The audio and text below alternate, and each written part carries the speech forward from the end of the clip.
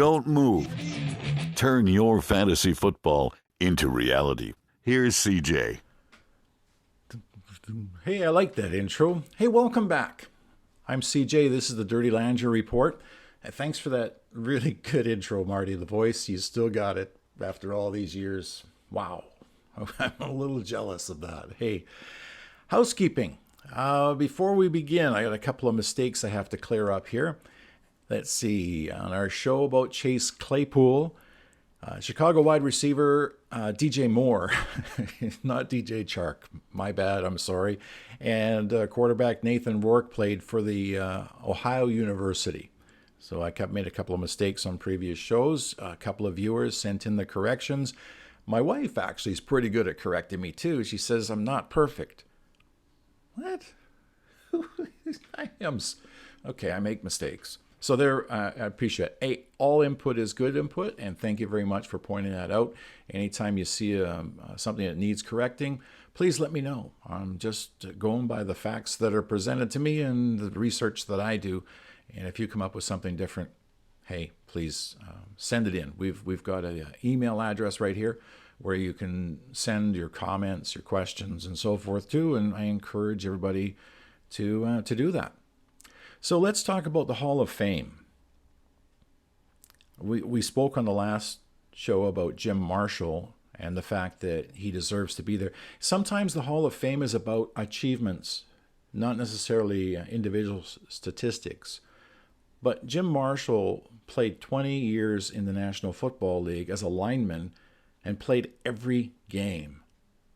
Every single game for 20 consecutive seasons. That's an achievement, and that's a story, and that belongs in the Hall of Fame. You know, he's also got a record for the most fumble recoveries. So this guy was a good player, and you don't play in the National Football League for 20 years if you're not a good player. It's just that simple. Now, speaking of good players who deserve to be in the National Football League Hall of Fame, 2025 is the first year of eligibility for one Eli Manning. Now, I know, throw it at me, throw it. But here's the reason why. If you want statistics, I can give you those, right? Top 10 quarterbacks of all time. Eli Manning. When you think about that for a second. Eli Manning, a top 10 quarterback, well, 366 touchdown passes. Guess what? That's 10th all time. 2 Super Bowls, that's achievements, and that's tied for 5th all time. The only quarterbacks that have more Super Bowl victories than he, Brady, Bradshaw, Montana, and Aikman. He played 12 years in a row without missing a game, including playoffs. He went 220 games before he missed a game. And that year he played 15 of 16, and the following year played 16 of 16. So he missed one game in 14 years. One. He threw for 4,000 yards 7 times, which, guess what? That's top 10.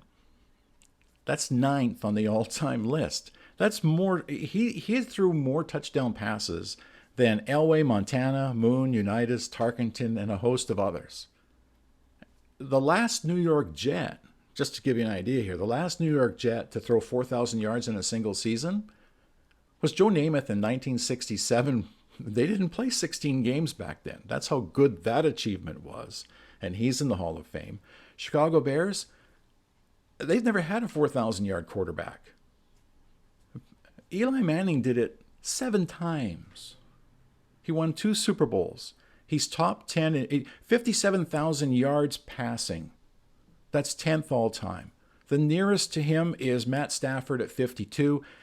I don't think Matt Stafford's going to play 3 more years, which is probably about what it's going to take to move ahead of Eli. But Eli Manning is a top 10 quarterback in yards, a top 10 quarterback in touchdown passes, a top 10 quarterback in consecutive games played, 3rd overall, tied for 5th for Super Bowls, and tied for 9th for 4,000-yard passing seasons.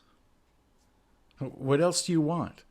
What is the Hall of Fame for if it's not for inducting players like Eli Manning. He's eligible in 2025, and he deserves to be there just as much as Jim Marshall does when they start knocking on doors on August 5th of this year.